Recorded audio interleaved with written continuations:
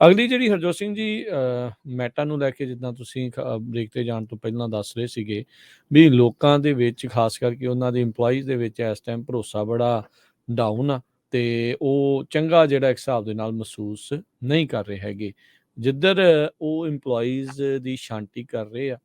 ਦੂਜਾ ਰਾਊਂਡ ਉਹਨਾਂ ਨੇ ਮੋਰ ਦੈਨ 10,000 ਪੀਪਲ 20,000 21,000 ਬੰਦਾ ਜਿਹੜਾ ਉਹਨਾਂ ਨੇ ਲੇ ਆਫ ਕਰਨ ਦਾ ਐਲਾਨ ਕੀਤਾ ਆ। ਉਸੇ ਦੌਰਾਨ ਮੈਟਾ ਜਿਹੜਾ NFTs ਜਿਹੜਾ ਇੱਕ ਟਾਈਮ ਦੇ ਉੱਤੇ ਇਹ ਮੰਨਿਆ ਜਾ ਰਿਹਾ ਸੀਗਾ ਵੀ ਬਹੁਤ ਤਗੜੀ ਜਿਹੜੀ ਉਹ ਚੀਜ਼ ਆਉਣ ਵਾਲੀ ਆ, ਫੋਟੋਜ਼ ਨੂੰ ਲੈ ਕੇ ਡਿਜੀਟਲ ਐਸੈਟਸ ਜਿਹੜੀਆਂ ਉਸ ਨੂੰ ਲੈ ਕੇ ਮੈਟਾ ਨੇ NFTs ਫੇਸਬੁੱਕ ਤੇ ਇੰਸਟਾਗ੍ਰਾਮ ਦੇ ਲਈ ਇੱਕ ਹਿਸਾਬ ਦੇ ਨਾਲ ਕਹਿੰਦੇ ਵੀ ਵਾਈਂਡ ਡਾਊਨ ਕਰ ਦਿੱਤੀਆਂ ਆ, ਉਹ ਮੂਵ ਔਨ ਹੋ ਰਹੇ ਆ। ਕ੍ਰਿਪਟੋ ਕਰੰਸੀਜ਼ ਕ੍ਰਿਪਟੋ ਪ੍ਰੋਜੈਕਟਸ ਜਿਨ੍ਹਾਂ ਨੂੰ ਇੱਕ ਟਾਈਮ ਦੇ ਉੱਤੇ ਭਵਿੱਖ ਗਰਦਾਨਿਆ ਜਾ ਰਿਹਾ ਸੀ, ਦੱਸਿਆ ਜਿਹੜਾ ਹੋ ਜਾ ਰਿਹਾ ਸੀਗਾ,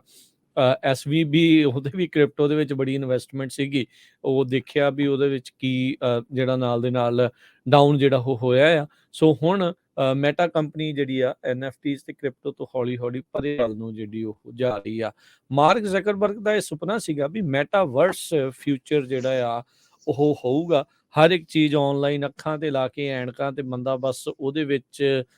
ਇਮਰਸਿਵ ਤਰੀਕੇ ਦੇ ਨਾਲ ਜਿਹੜਾ ਉਹ ਰਹੂਗਾ। ਪਰ ਲੋਕ ਕਹਿੰਦੇ ਆ ਵੀ ਨਹੀਂ ਸਮਹਾਓ ਠੀਕ ਆ, ਅਸੀਂ ਫੋਨ ਤੱਕ ਹੀ ਜਿਹੜਾ ਕਾਈਂਡ ਆਫ ਸੀਮਤ ਆ।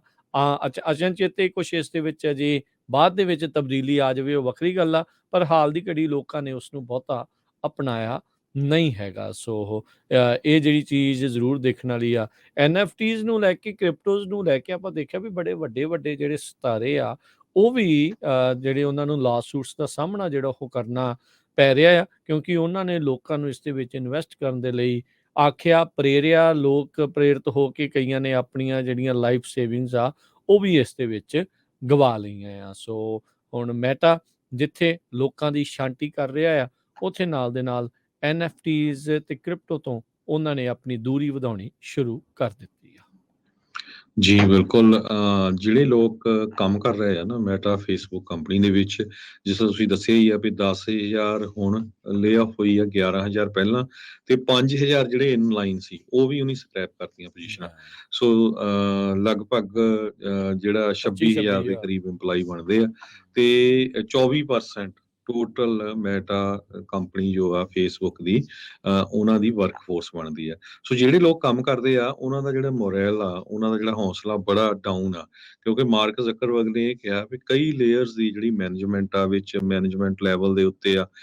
ਲੋਕ ਕੰਮ ਕਰਦੇ, ਉਹ ਸਾਰਿਆਂ ਦੀ ਸ਼ਾਂਤੀ ਹੋਣੀ ਹੈਗੀ ਆ। ਕੱਲਾ ਮੈਟਾ ਕੰਪਨੀ ਨਹੀਂ, ਮੈਟਾ, ਗੂਗਲ, ਐਮਾਜ਼ੋਨ, ਟਵਿੱਟਰ, ਇਹਨਾਂ ਸਾਰਿਆਂ ਦੇ ਉੱਤੇ ਇੱਕ ਸਾਬਕਾ CEO ਨੇ ਇਹ ਦੱਸਿਆ ਵੀ ਕਈ ਉਹਨਾਂ ਨੇ ਕਹਿੰਦਾ ਵੀ ਕਈ stupid amount of people hire ਕਰ ਲਏ ਸੀ, 1 ਲੱਖ ਤੋਂ ਵੱਧ ਇਦਾਂ ਦੇ ਲੋਕ ਹਾਇਰ ਕਰ ਲਏ, ਇਹ ਇੱਕ ਸਾਬਕਾ CEO ਦੱਸ ਰਿਹਾ ਹੈਗਾ। ਸੋ ਉਹ ਕਹਿੰਦੇ ਵੀ ਜਿਹੜਾ ਇਸ ਸਾਲ ਦਾ ਮੇਨ ਜਿਹੜਾ ਕੰਸਰਨ ਉਹ ਇਹ ਰਹੂਗਾ ਵੀ ਪਰਫਾਰਮੈਂਸ ਕਿੱਦਾਂ ਦੀ ਆ।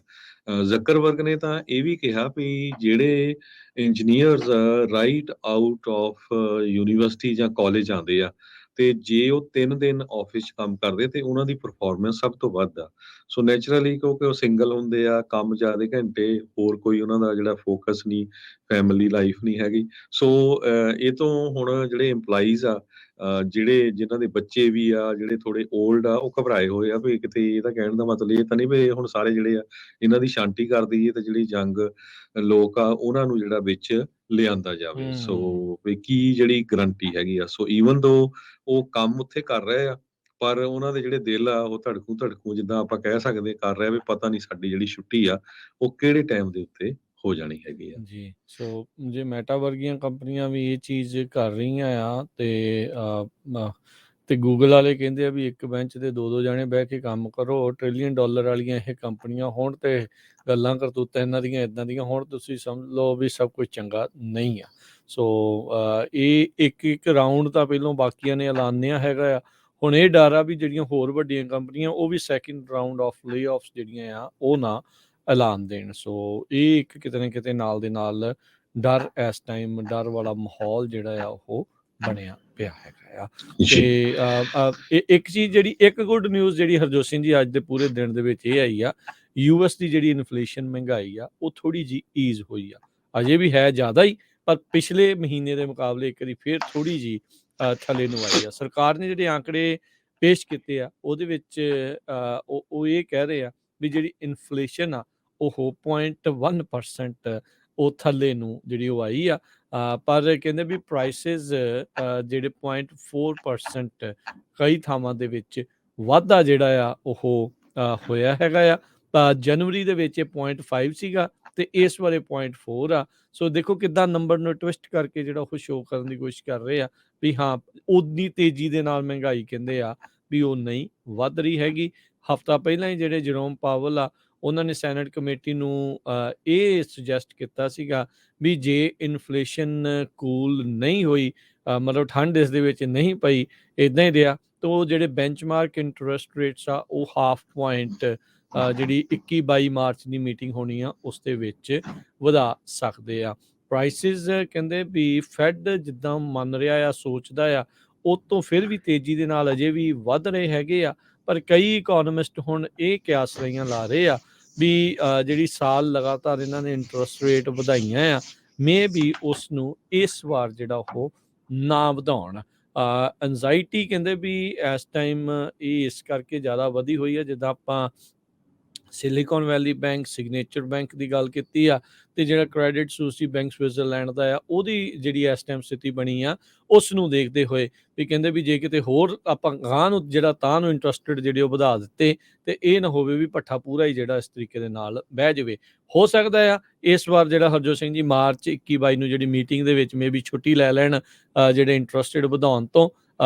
ਇਨਫਲੇਸ਼ਨ ਦੇ ਵੀ ਜਿਹੜੇ ਆંકੜੇ ਆ ਉਹ ਥੋੜੇ ਜਿਹੇ ਉਹ ਕਹਿੰਦੇ ਆ ਵੀ ਪਹਿਲੋਂ ਦੇ ਨਾਲੋਂ ਚੰਗੀ ਆ, ਵੀ ਉਨੀ ਤੇਜ਼ੀ ਦੇ ਨਾਲ ਹੋਰ ਜਿਹੜੀ ਉਹ ਨਹੀਂ ਵੱਧ ਰਹੀ ਹੈਗੀ। ਸੋ ਕਿੰਨਾ ਕੁ ਕਾਬੂ ਪੈ ਸਕੂਗਾ, ਕੀ ਜਿਹੜਾ ਬਣੂਗਾ, ਇਸ time everything is on the table.